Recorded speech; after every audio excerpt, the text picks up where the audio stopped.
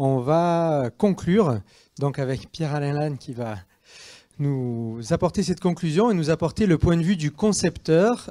Quel regard porte le concepteur sur ces filières de matériaux qui en sont une partie de l'analyse de cycle de vie sur la totalité de la construction des bâtiments, et notamment en nous faisant un retour sur une première expérimentation, l'étude, le rapport au BEC.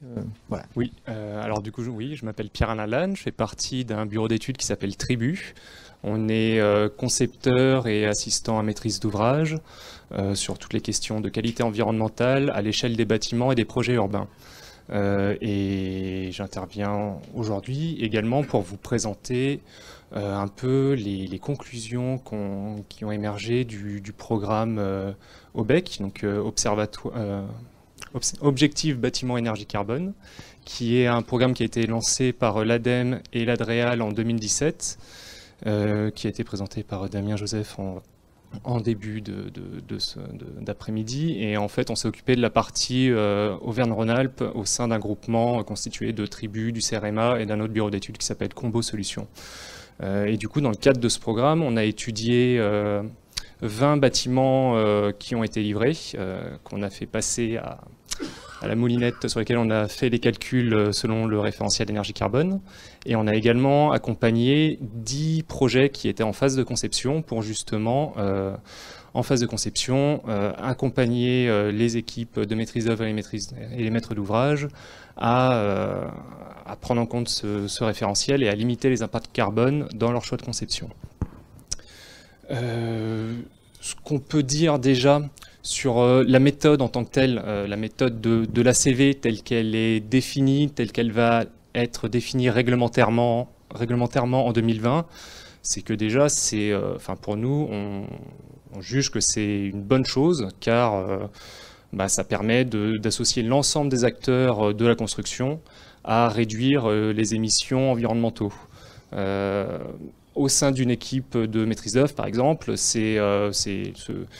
on va dire, la baisse des émissions de gaz à effet de serre, ça peut être un fil conducteur entre tous les acteurs d'une équipe de maîtrise d'œuvre, car chaque métier, chaque cœur de métier, chaque membre d'une équipe de conception a dans ses choix un impact sur les émissions de gaz à effet de serre. Donc prendre ce critère peut être un fil conducteur pour amener plus de co-conception vers des projets vertueux. En tout cas, c'est l'avantage que l'on voit à adopter cette méthode d'ACV. Et je parle de la conception des équipes de maîtrise d'œuvre, mais les entreprises du bâtiment, les industriels, les fabricants, à travers en particulier la création de FDES, permettent de s'interroger sur comment réduire ces impacts environnementaux. Et ça offre un cadre qui va dans cette direction. Après, quand on regarde les résultats que nous avons menés sur les 20 projets qui ont été livrés, donc sur lesquels on n'avait pas de marge de manœuvre, c'était vraiment faire le calcul carbone sur des bâtiments réalisés, donc où on avait des définitions très précises de toutes les quantités, de tous les matériaux qui avaient été mis en place. Donc on a fait une ACV, mais sans faire de variante, vraiment sur un état fini, sur des bâtiments qui avaient des typologies très différentes, des modes constructifs également très différents. On avait des bâtiments en béton, des bâtiments en bois, des modes constructifs mixtes bois-béton, acier-béton, également un bâtiment en terre coulée, qui est un mode constructif assez particulier. Et quand on regarde les résultats obtenus sur ces 20 bâtiments livrés, on n'arrive pas vraiment, quand on regarde les émissions de gaz à effet de serre sur les produits de construction, il n'y a pas de corrélation directe, il n'y a pas de corrélation entre le mode constructif utilisé et l'impact carbone des produits de construction qui ont été calculés. Ça s'explique notamment par le fait que ce qui impacte aujourd'hui tel qu'on a fait les calculs qui datent déjà d'il y a un an. Donc il faut aussi se mettre dans la perspective qu'on était il y a un an avec une base de données environnementale qui était beaucoup moins complète que ce qu'elle est aujourd'hui. Et en fait, ce qui est le plus impactant aujourd'hui sur les résultats, c'est le type de données qui est utilisé, le type de FDES qui est utilisé.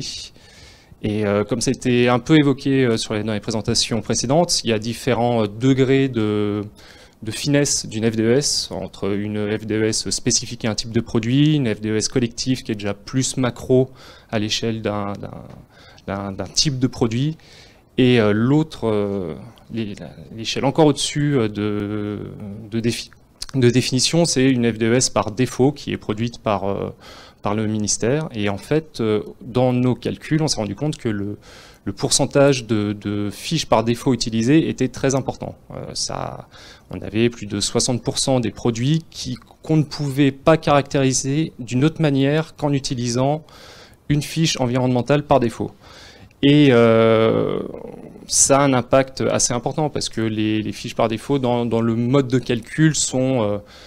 Marion Sier pourra sûrement vous donner exactement comment c'est fait, mais c'est moyenné, il y a des coefficients de sécurité, ça a des impacts assez lourds. Si on compare, enfin sur certains produits, il y a un rapport de 1 à 5 entre les impacts environnementaux d'un produit défini par un industriel et une fiche par défaut de ce même produit, de cette même catégorie de produits. Donc vraiment, les impacts environnementaux sont très variables en fonction du type de précision de la fiche de données environnementales qui est considérée. Et c'est ça qui, aujourd'hui, impacte beaucoup les résultats qu'on a produits. L'autre élément qui est également lié au type à la donnée disponible, c'est la complétude la complétude des calculs qui sont effectués. J'entends par là que quand on fait un calcul carbone sur un bâtiment, chaque produit de construction qu'on vient rentrer dans le calcul, à part quelques matériaux biosourcés qui captent du carbone, mais sinon tous les matériaux ont un impact carbone. Donc plus on rentre de matériaux, plus on est précis dans le calcul, plus l'impact final de gaz à effet de serre du bâtiment va être important. Et du coup, c'est une logique plus on fait le calcul précisément, plus on a d'impacts globaux qui sont mis en place, qui sont donnés dans le calcul, et ça pose la question également de à quel moment faire ces outils, utiliser cet outil.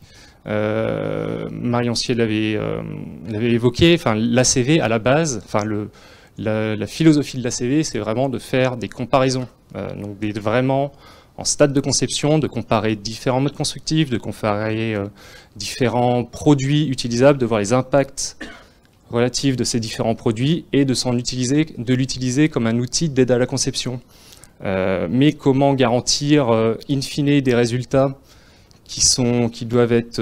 les niveaux carbone sont définis sur la base de DPGF, donc avec un degré de précision qui est très fin. Comment s'engager en conception, à faire les bons choix et à maintenir le cap au fur et à mesure des études, au fur et à mesure où le projet s'affine et où il y a des quantitatifs qui arrivent, des choses auxquelles on n'a pas forcément pensé en conception. Il y a un peu aujourd'hui un décalage entre le niveau à atteindre et ce qu'on peut faire en conception pour garantir l'atteinte de ce niveau. Voilà. Et du coup, peut-être juste en conclusion, la donnée, la production de données aujourd'hui est assez centrale dans la manière dont est rédigé le référentiel. Donc les manières de valoriser tel mode constructif, tel produit, va passer obligatoirement, tel que c'est défini aujourd'hui, par la production de données environnementales. Donc il y a des secteurs, il y a des filières qui sont plus structurées que d'autres, et il y a les pouvoirs publics qui aident aussi à financer ce type de données. Et il y a notamment un appel à contribution de l'ADEME qui est lancé depuis le début du mois. Là encore, je pense que Marion aura plus de billes pour décrire de quoi il s'agit exactement, mais il y a des financements qui sont mobilisables auprès de l'ADEME pour créer de la donnée. Merci. Eh bien, merci beaucoup. On a dépassé à peine de 10 minutes avec tous ces intervenants. Belle performance à vous. Donc, je pense qu'on peut s'accorder 10 minutes pour des questions collectives et puis après, vous pourrez poursuivre les échanges en bilatéral avec les intervenants ou entre vous auprès du buffet. Et donc, si chaque intervenant voulait nous rejoindre, comme ça, vous pourrez répondre aux questions directement. Vous avez un micro, ok. La première question, c'est... Donc on a bien compris qu'aujourd'hui il y a un manque énorme de précision et de quantité dans les FDES et que c'est pourtant le cœur du réacteur pour pouvoir comparer des choses comparables. Donc c'était bien de le dire à la fin parce que ça a un petit peu défoncé tout ce qui a été dit avant. Alors non, il n'y a pas assez de FDES. C'est pas dans les FDES qu'il y a un manque de précision, c'est dans les, en fait dans une analyse carbone, c'est des quantitatifs qu'on associe à des FDES, à des données environnementales. Et du coup c'est ces quantités qui... Enfin voilà, estimer une quantité de mètres cubes en avant-projet, de mètres cubes de béton ou de linéaire de réseau de télécom. Enfin, il y a des choses qui sont difficiles à quantifier en conception. C'était plutôt ça le sens de mon propos. C'était pas sur la manière dont il y avait quand même l'idée FDES. que les FDES par défaut peuvent être extrêmement éloignés de FDES faites par... Ah oui, ça par contre, oui. Bah oui, et il y a eu aussi tout à l'heure quelqu'un qui a dit... qu'il manque énormément de FDES, il y a des produits qui ont la même unité fonctionnelle et qui sont évidemment produits avec une grande puissance industrielle et qui ont une FDES comparable à un autre qui est beaucoup plus léger, des choses très étonnantes. Donc est-ce que vous pouvez nous indiquer qu'est-ce qui est mis en place aujourd'hui à l'échelle nationale pour qu'on aille très très vite dans la production de FDES et de données pour ne pas attendre 2100 pour pouvoir faire des comparatifs corrects, quoi. Alors, on l'a dit, j'aimerais juste préciser une petite chose et distinguer deux choses. La première, c'est un super outil qui est l'ACV, qui est utilisé depuis bien avant l'expérimentation E+, C-, qui sert à identifier finalement les phases impactantes de construction ou de mise en œuvre d'un produit ou d'un service, et la distinguer justement d'un moment de sa projection pour élaborer un outil réglementaire avec ses défauts, et notamment que faire s'il n'y a pas de données pour caractériser le produit.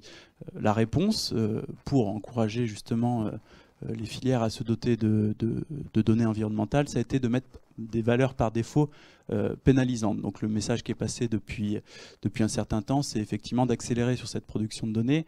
On le sent bien, c'est un petit peu c'est en tout cas un des grands enjeux de cette méthode de calcul. Donc bon, en tant que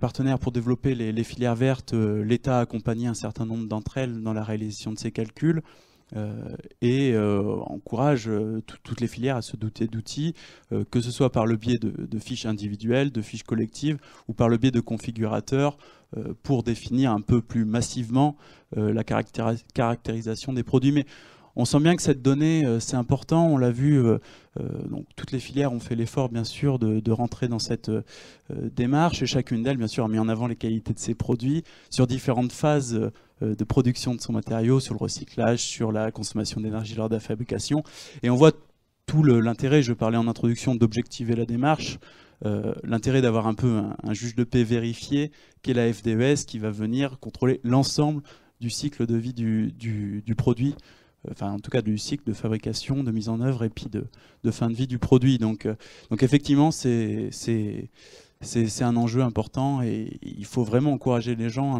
à produire ces données. Je voulais juste rajouter sur ce point que la situation comparée à il y a un an, au moment où les calculs ont été faits, a vraiment changé. C'est-à-dire que maintenant il y a des produits en bois dans la base Ignes, ce qui n'était pas le cas quand Aubec a démarré. Donc moi je pense que ce qu'on peut critiquer, c'est qu'Aubec a commencé trop tôt. Ça oui, ça on peut faire travailler la maîtrise d'œuvre sur une base de données incomplète, voilà, avec une méthode pas ficelée, ça c'est critiquable. Mais par contre, le fait que la base de données Ignes grandit, eh ben, la critique elle était valable il y a un an, elle est déjà un peu moins valable aujourd'hui puisqu'on a beaucoup plus de matériaux.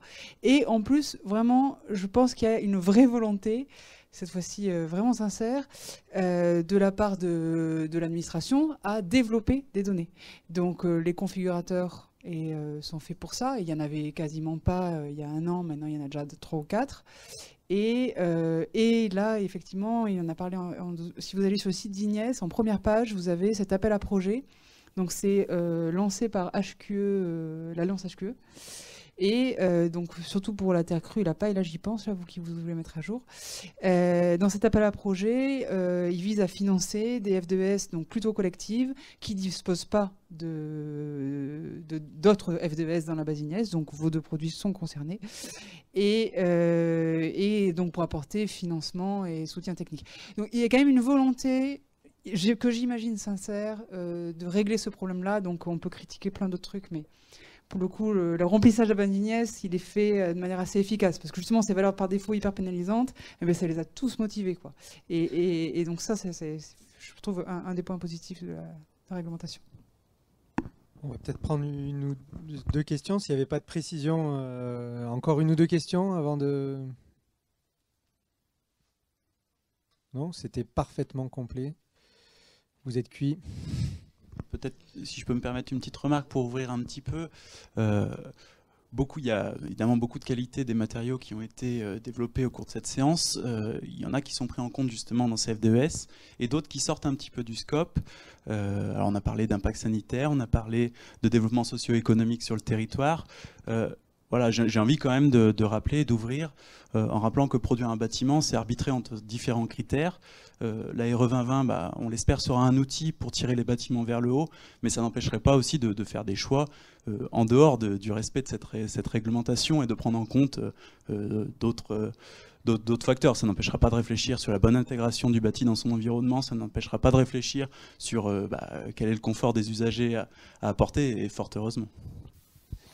Bonsoir à tous, Frédéric Basoli, association Espul. J'ai une question un petit peu technique, c'est sur la durée de vie qui est choisie pour les matériaux. On a vu à des moments 50 ans pour la plupart. Selon d'entre eux, je ne sais plus lequel, c'était 100 ans.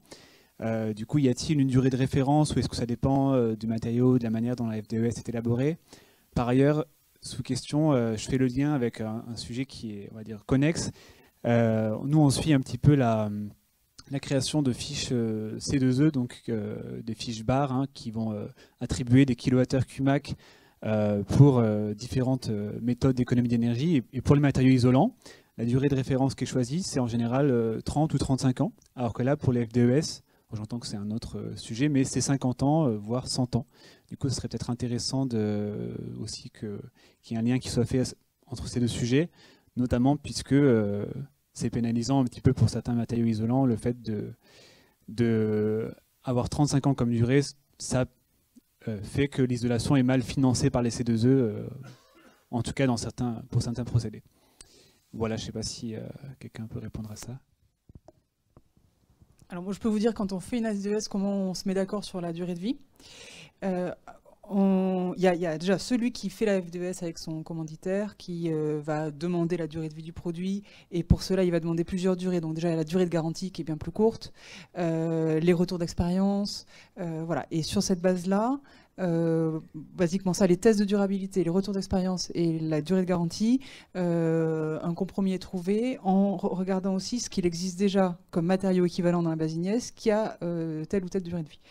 Et on va essayer de se rapprocher de ce qui existe déjà dans la Basignesse, avec la justification que si jamais on veut, on est un isolant, la plupart des isolants sont plutôt à 30 ou 40 je crois, mais peu importe.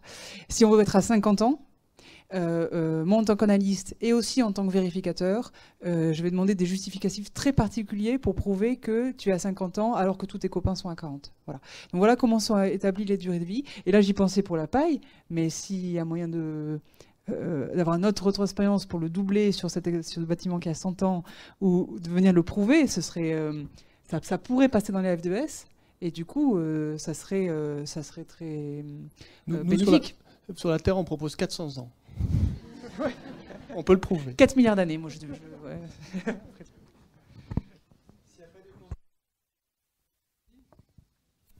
Bonsoir. Une question peut-être plus particulière pour la filière béton. Je m'interroge s'il y a actuellement en cours de la recherche, comme l'avait montré la filière terre cuite, où il y a une prise de conscience de l'énergie nécessaire pour transformer le matériau, et donc de la recherche pour essayer de trouver des solutions plus écologiques. Et pour le béton, on a quand même tous conscience que c'est un matériau qui n'est pas si écologique que ça, qui ne stocke pas de carbone, qui demande beaucoup d'énergie pour être extrait, transformé. Donc est-ce qu'il y a de la recherche en cours sur des types de béton qui vont être plus vertueux. On a parlé tout à l'heure de la terre coulée. Donc voilà, de la terre coulée, du béton de chanvre. Je sais pas, je m'attendais un peu à ce genre de présentation-là qu'on n'a pas eu. Donc si vous pouvez compléter un petit peu là-dessus. Finalement, vous avez tout un savoir-faire dans la filière béton avec les banches, plein de matériel et plein de personnes qui savent faire des grandes choses. Et ça pourrait être fait avec d'autres matériaux plus vertueux. Ok, mais je pense qu'il faut distinguer deux choses. La production d'énergie pour produire du ciment et le besoin d'énergie pour produire du béton. Le ciment étant, je pense beaucoup de monde le connaît, mais c'est la farine du boulanger. Hein. C'est le liant qui vient s'hydrater et qui finalement fait s'accrocher les grains entre eux.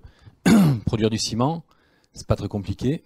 Enfin, c'est pas très compliqué. Ça nécessite des grosses installations qui s'appellent des cimenteries, d'accord. Et il y a une formule chimique qui est toute simple. Hein. Je prends du carbonate de calcium, c'est ACO3. Et si je veux faire une particule de ciment active, il faut que je la décarbonate. Il faut que j'enlève le CO2. Donc naturellement, pour fabriquer du ciment, à un moment donné, il faut sortir du CO2. C'est une des clés de la fabrication du ciment. Ça concerne les cimenteries. Il faut savoir que les cimenteries, depuis les 20 dernières années, ont réduit de quasiment 30% leur émission de CO2. Il y a des gros investissements qui ont été faits là-dedans.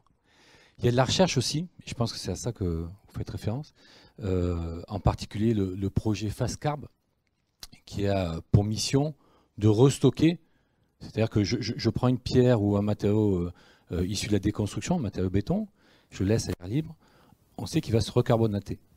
Si je le mets sous pression, il va se recarbonater beaucoup plus vite, c'est-à-dire qu'on va effectivement stocker. Là, on est sur des recherches qui sont actuelles, qui sont en train de se faire. On n'est pas encore sur les cycles industriels, et encore ça, c'est des recherches qui sont plutôt poussées par l'industrie cimentière, puisqu'en fait, le principe, ça serait, entre guillemets, de repiéger une partie du CO2 émis.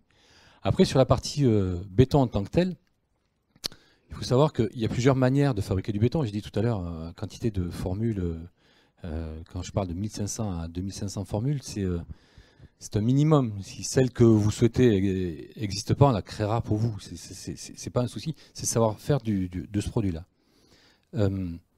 On a différentes manières de formuler. Déjà en géosourçant effectivement les matières premières, et en particulier les granulats, je l'ai expliqué tout à l'heure, et puis également en mettant des produits de substitution. C'est-à-dire que mon grand-père, quand il faisait du béton sur son chantier, il utilisait du CPA, du clinker pur, qu'il mettait avec du sable et du béton. Et là, il était à 100% en constituant pur, issu de la cimenterie. Aujourd'hui, on utilise des ciments recomposés, donc dans lesquels on vient mettre du filaire calcaire, ou on utilise des liants complémentaires, qui peuvent être des cendres volantes, donc des coproduits, qui peuvent être du laitier de haut fourneau, donc des coproduits, qui sont à des taux de carbone qui sont à 0. Et en combinant ces liants et en les rajoutant dans le béton, on vient diminuer la quantité de carbone produit et apporté par le ciment. Aujourd'hui, on est capable de faire des bétons entre guillemets bas carbone qui baissent le taux de carbone jusqu'à 40% de moins dans le mètre cube. Ça, c'est des choses qu'on sait faire, que la filière sait faire. Aujourd'hui, je n'en ai pas parlé effectivement tout à l'heure, mais c'est effectivement les évolutions qui sont actuelles, sachant que tout ça, c'est avant ce qui est recyclage, réintroduction des matériaux dans le béton, produit avec des matériaux de déconstruction, bien entendu. Je ne sais pas si j'ai répondu complètement à votre question. D'accord. Et c'est déjà bien, merci. On va prendre une dernière question. Oui, bonsoir. Je voulais revenir sur la temporalité, question de la temporalité.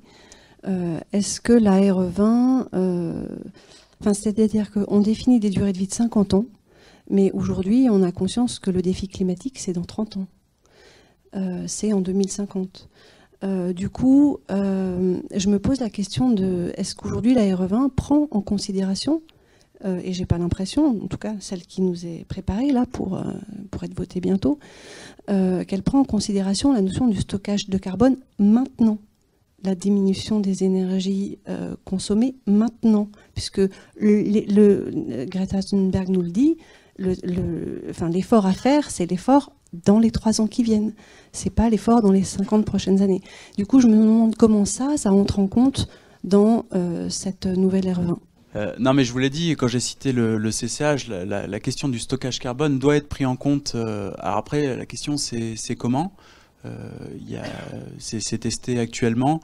Vous dire comment on va retomber sur cette question du stockage carbone, je ne sais pas. Je ne sais pas si on va arriver à la prendre en compte de manière suffisante, mais en tout cas, on doit la prendre en compte. C'est inscrit dans les textes réglementaires. Donc, je vous donne rendez-vous lors de la parution de la méthode et j'espère qu'on pourra se féliciter de la prise en compte du stockage carbone.